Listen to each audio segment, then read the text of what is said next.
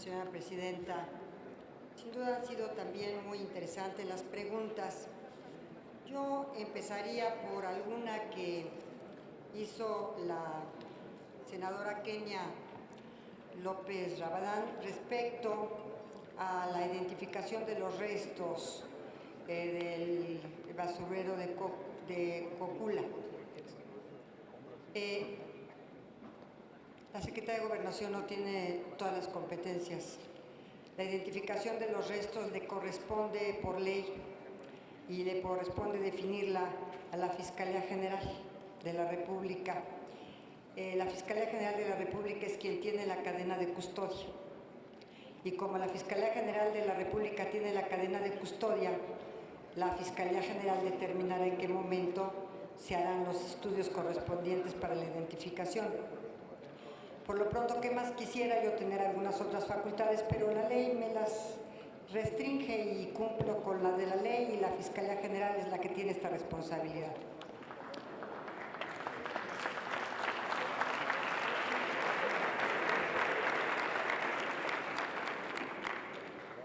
Pero sí puedo decirles que en materia de la desaparición y en materia de la comisión de búsqueda, por primera vez en el país, el gobierno federal hizo público el conteo de fosas clandestinas donde se localizaron los cuerpos y restos óseos en diversas partes del país.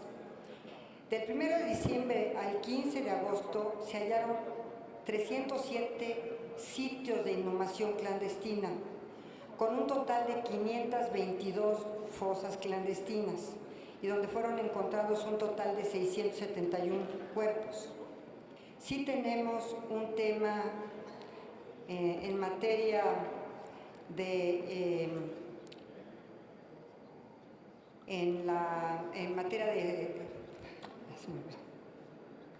pero quiero decirles que 200 ya fueron identificados en materia forense. Se me olvidó la palabra, en materia forense, pero sí han sido identificados 200. También me quiero referir a la pregunta del senador Erubiel. Por supuesto, senador Erubiel, hay que cumplir con el artículo 7º transitorio. Es cierto, hay que fortalecer las policías municipales, y yo creo que la respuesta a la seguridad en este país y que pueda ir declinando la violencia y, por supuesto, también los homicidios y la delincuencia es en gran parte tarea de los municipios y de las entidades federativas, porque la Guardia Nacional es eso, es una Guardia Nacional. Entonces, yo encantada seré el conducto para que en la próxima reunión de seguridad, que es el día de mañana, a las 5:30, comentaré esta manifestación de usted, y para que se cumpla, y estableceré que efectivamente hay un artículo transitorio cuando se realizó la reforma constitucional de la Guardia Nacional, y implica necesariamente también que se fortalezcan las policías municipales y las policías estatales. Mañana mismo hablaré del artículo 7º transitorio de la Guardia Nacional. Y de verdad, muchas gracias por su participación.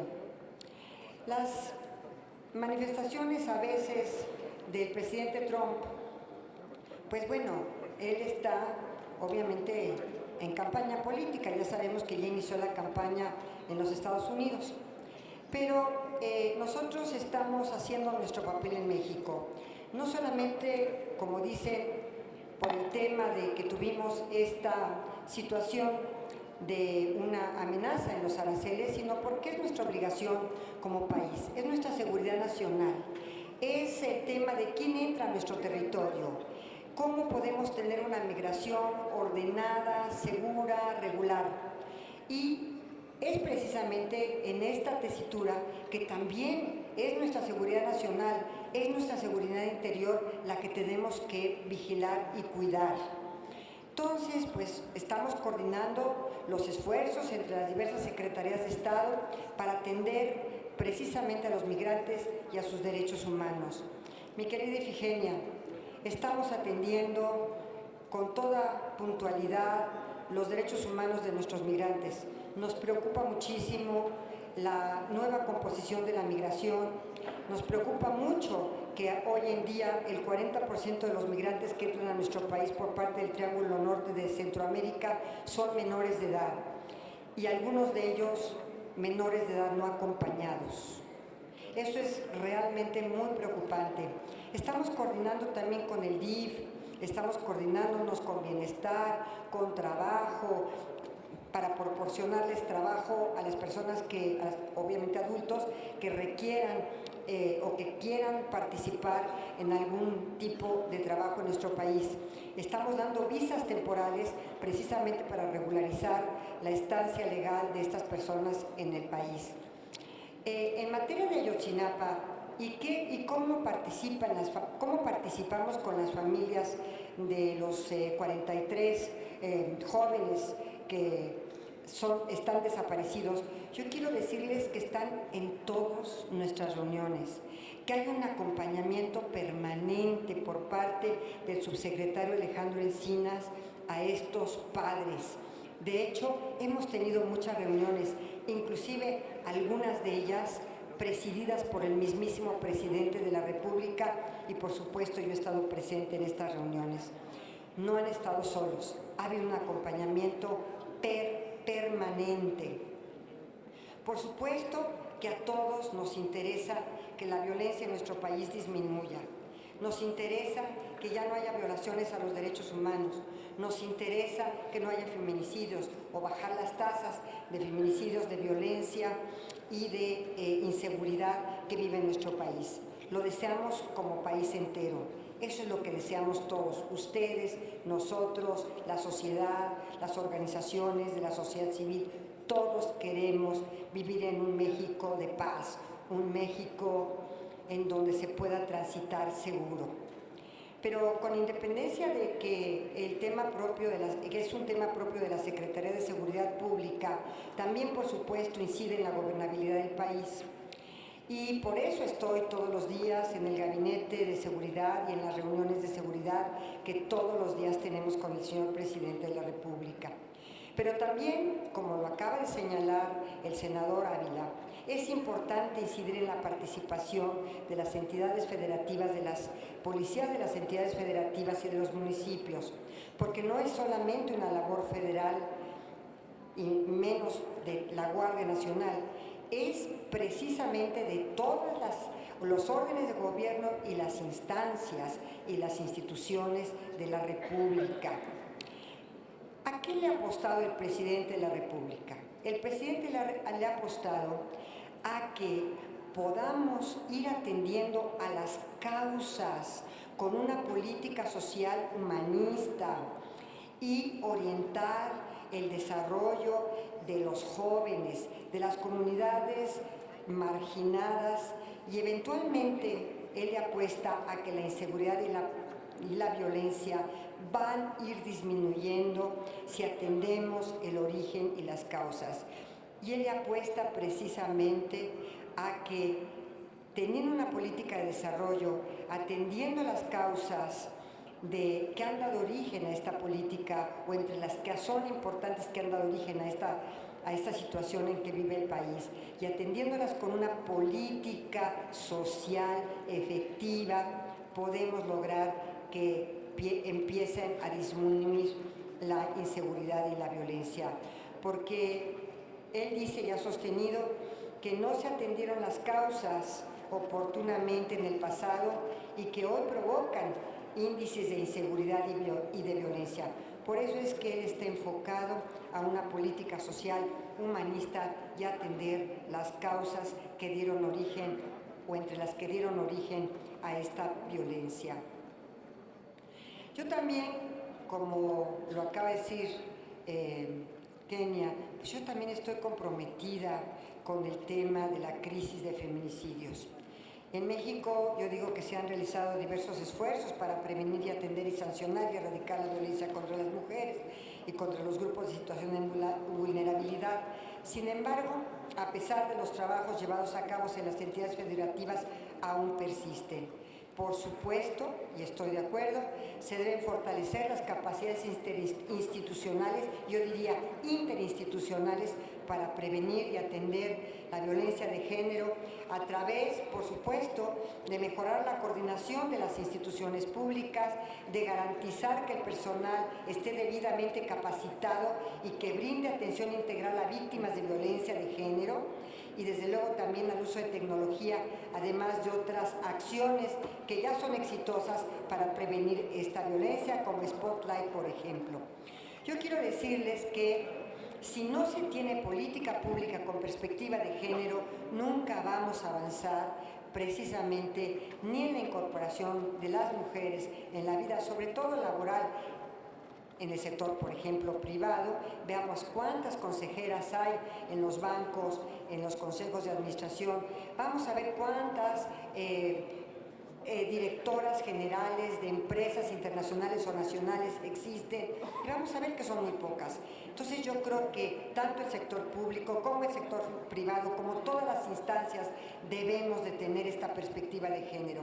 Y por supuesto, la procuración de justicia y la impartición de justicia es indispensable que tengan esta perspectiva de género, porque si la tienen podemos lograr que se empiece a batir en algo, y a lo mejor más rápido de lo que nosotros podemos pensar, esta violencia en contra de las mujeres.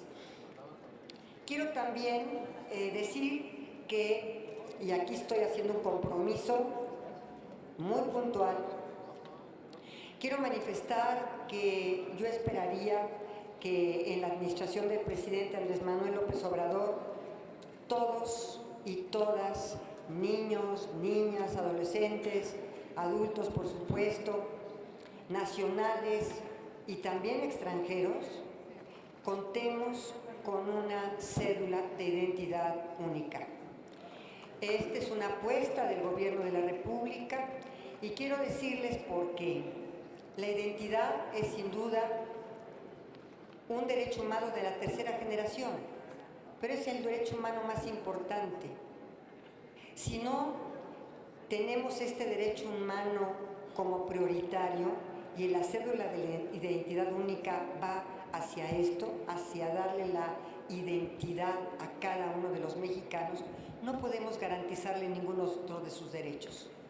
Es el principio para garantizar los derechos humanos o los otros derechos humanos. Yo no entiendo por qué hasta hace relativamente poco la identidad fue considerada como un derecho humano, cuando debió haber sido el primero de los derechos humanos. ¿Quién soy? ¿De dónde vengo? ¿Quiénes son mis padres? ¿Cuándo nací? En fin, todos los datos de identidad de un ser humano. Y no solamente hablemos de los mexicanos, de los niños, niñas, que también estamos nosotros en el propósito de que todos tengan su cédula de identidad, sino también, ¿por qué no decirlo?, cédula de identidad para migrantes, por ejemplo, que están en nuestro país. Yo creo que esto es importantísimo. También quisiera yo decirles que Comar, nuestra Comisión Nacional de Refugiados, ha tenido una demanda exponencial. Nosotros tenemos en este momento más de 40,000 solicitudes de refugio, principalmente de los países centroamericanos, sobre todo Honduras, pero también se han incrementado en forma exponencial las solicitudes de refugio de los venezolanos.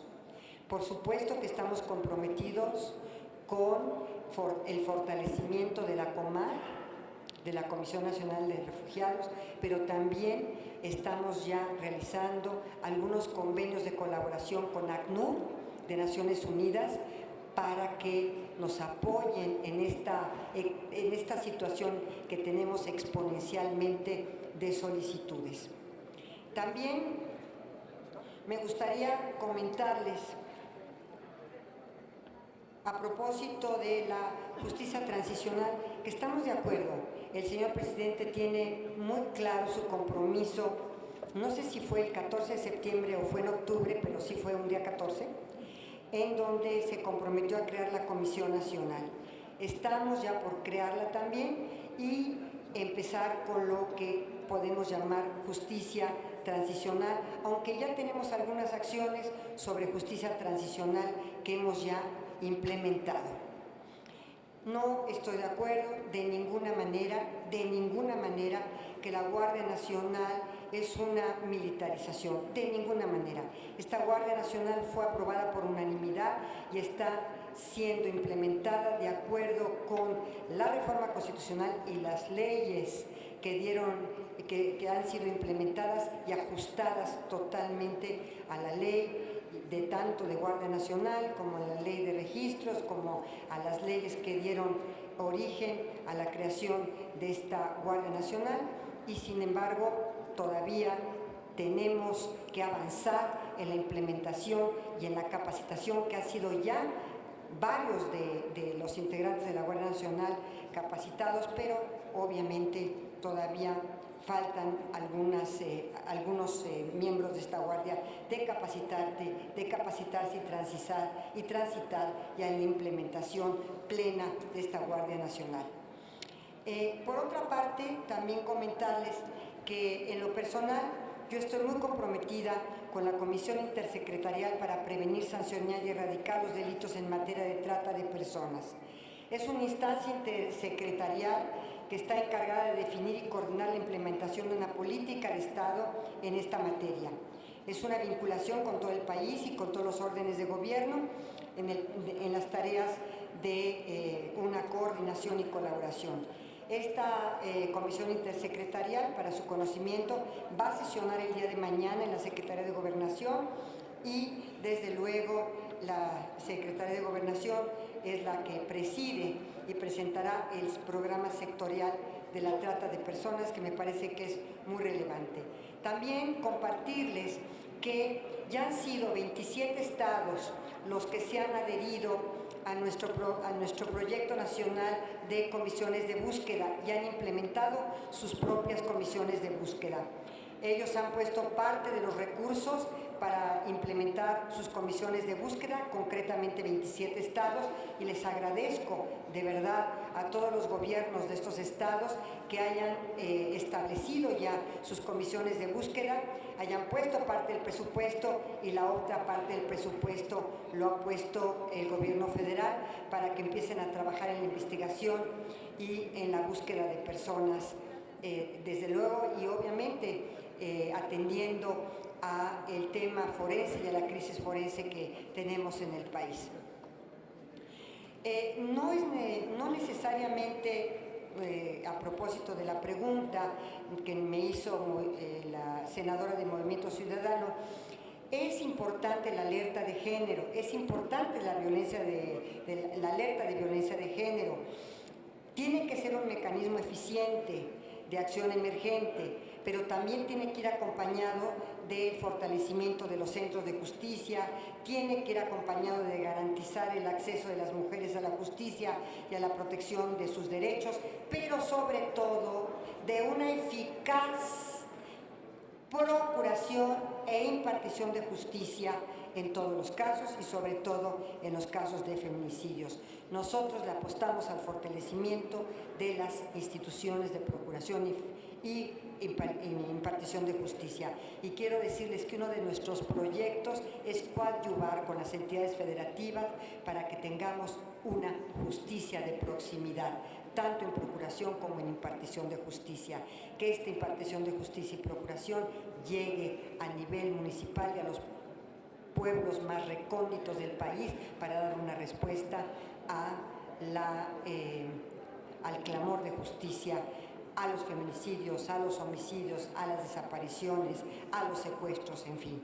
Y solamente con el fortalecimiento de estas instituciones de justicia nosotros podemos lograr que en el país se tenga la confianza en las instituciones y se vaya disminuyendo la impunidad, la corrupción, porque hay muchas veces, lamentablemente, en materia municipal, algunas de estas policías, lamentablemente, también están implicadas en algunas organizaciones criminales, y esto lo tenemos que depurar, lo tenemos que fortalecer. Por eso yo agradezco la intervención del senador Erubiel Ávila para llevar al Gabinete de Seguridad el acuerdo, lo establecido en forma categórica en el artículo 7º del artículo transitorio, y apoyar sin duda alguna a los municipios en su seguridad pública y a los estados. No es a través de Guardia Nacional, sino a través también de coadyuvar y de coordinar y colaborar con las policías municipales y con las policías estatales, como vamos a lograr la paz y la reconciliación en nuestro país. Por primera vez en la historia de México se han dado disculpas públicas a hechos del pasado, a la guerra sucia, a eventos como los de los estudiantes acribillados afuera del TEC de Monterrey, y otras disculpas públicas que se han venido ofreciendo, porque el Estado mexicano tiene que reconocer que efectivamente tenemos la intención de caminar a la reconciliación nacional, a la paz social y a un México más próspero, pacífico, y en donde todos nos sintamos seguros de vivir en este país tan grande. Muchas gracias.